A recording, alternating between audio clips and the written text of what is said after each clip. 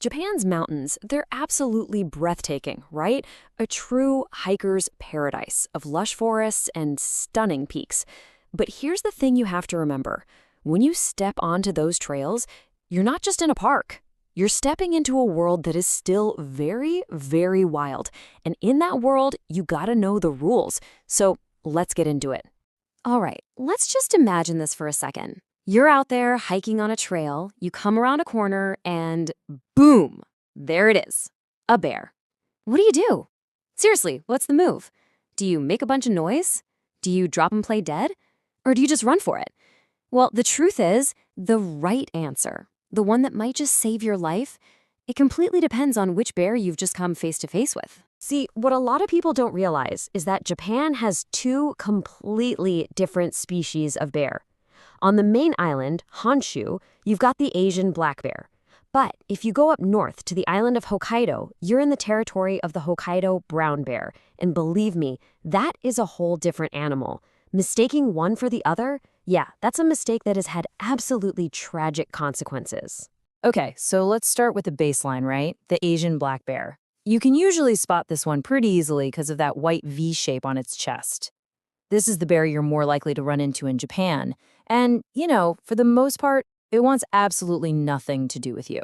Seriously, unless you really surprise it, get between a mom and her cubs, or, corner it, it's probably just going to avoid a fight altogether. And then there's this guy, the Hokkaido brown bear. They call it the higuma. And let me tell you, this is not the same animal. Not even close. It's bigger, it's way more aggressive, and its whole psychology is just different. When you look at the history books, almost all of the really bad, fatal bear attacks in Japan, it was this species. The stakes of an encounter just went through the roof.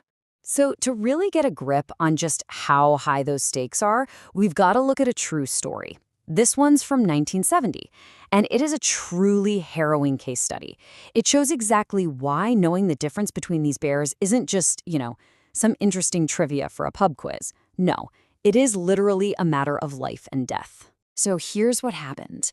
You have 5 university students. They're from the south, and they're up hiking in Hokkaido. A brown bear comes up to their camp looking for food. Now, they did what they thought was the right thing to do for a black bear. They started making a ton of noise. But this wasn't a black bear. And that noise, it didn't scare it away. It did the opposite. It enraged it. The bear attacks our tent. The next day, it comes back, and they all run. But then, the group leader makes an absolutely fatal decision. He talks 2 of the others into going back with him to get their backpacks. And that sealed their fate. You see, what they did, without even realizing it, completely changed the game. In the bear's mind, this wasn't about a stolen backpack or some leftover food anymore. Nope. By shouting at it, by standing their ground, the students had just declared themselves rivals. And so the bear's motive shifted. It wasn't about food, it was about territory, and it was about revenge. And this is where we have to talk about the brutal reality of what a brown bear attack is actually like. It's not like a tiger or a lion that goes for a quick kill to the neck. The source material is it's harrowing to read. A brown bear often incapacitates its victim first.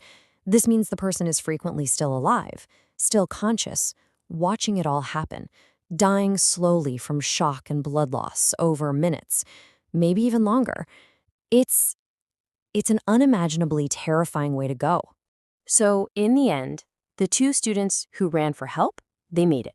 They survived. But the 3 who went back to that campsite, all of them were killed by that one bear. 3 lives, just gone.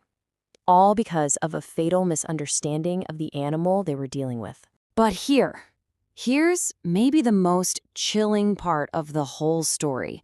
When the search party finally found them, they discovered something truly disturbing. The bodies, they hadn't been eaten. This bear didn't kill them for food. It hunted them down and killed them for a reason that, well, you can only really describe as pure hatred. It was a vendetta. Okay, that story is absolutely terrifying, but the lesson it teaches is it's invaluable.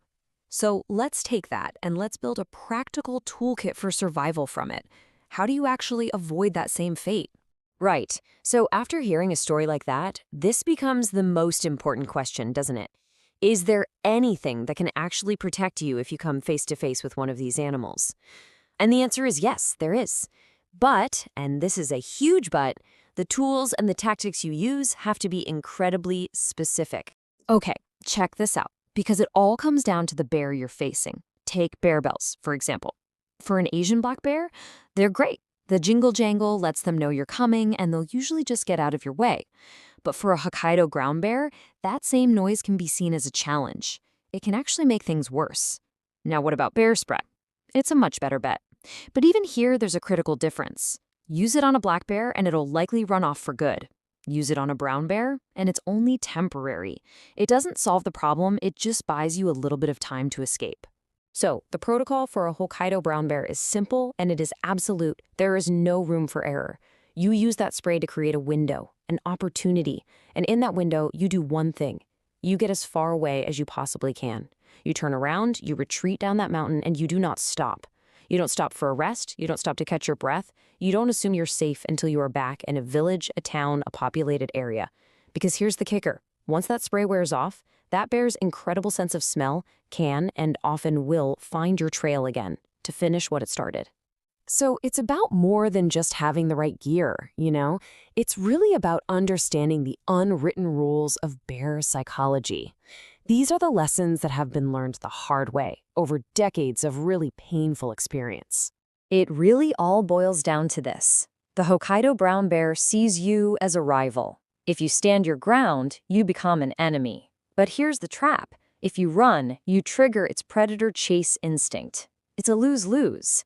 And what's more, these animals are smart. They're smart enough to hold a grudge, and they learn from every single encounter, which just makes them more and more dangerous over time. And that brings us to the final and most absolute rule of all. This is a direct takeaway from the experts, from the hunters in Japan. Any brown bear that has successfully killed and eaten the human must be hunted down and killed. There are no exceptions. Why? Because it learns a terrible lesson from that one experience.